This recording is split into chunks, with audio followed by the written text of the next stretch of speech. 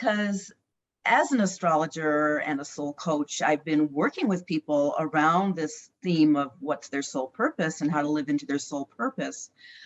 But I always felt a little bit of like about that term soul purpose. I always felt a little bit of like a contraction away from the term, but I had never really bothered to really fully think through like what was bothering me about it.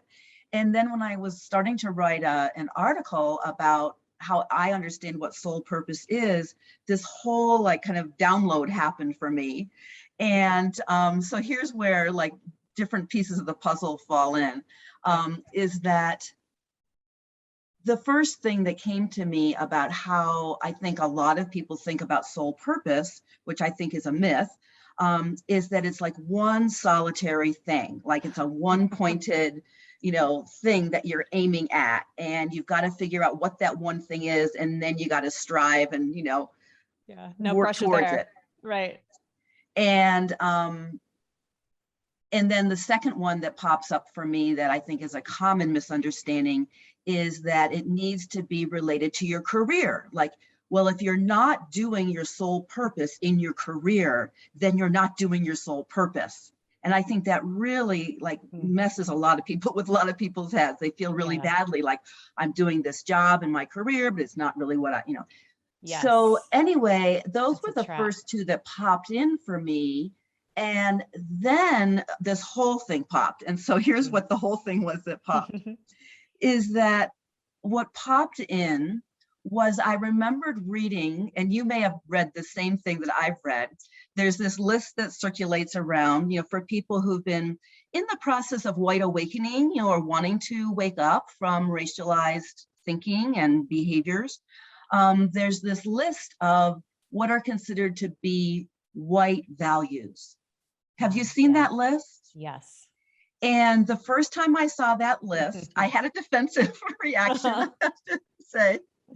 And my first reaction was, well, these are patriarchal values. And as a woman, I feel just as oppressed. Like every single thing on that list, I felt like was something that's been oppressive to me as a woman. And after I got over my defensiveness, I did realize that because I've been steeped in that white culture, which is steeped in patriarchal values, that yes, I have absorbed those values also, even though I am in a female body. Yes. And then the next thing that I realized at that time when I first read through that list was that as an astrologer, I look through a lens where I see things in terms of archetypes. And I realized that everything on that list, and in a moment, maybe you and I can talk a little bit about what are some of the things on the list, because not everyone's read the list or remembers what's on that list. That all of those things on that list really fell into a category of a particular archetype in astrology.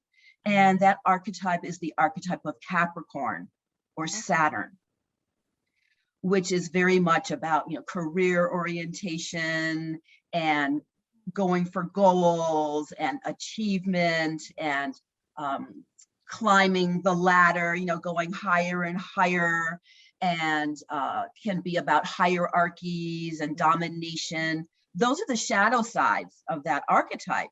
It's not all of what that archetype is about.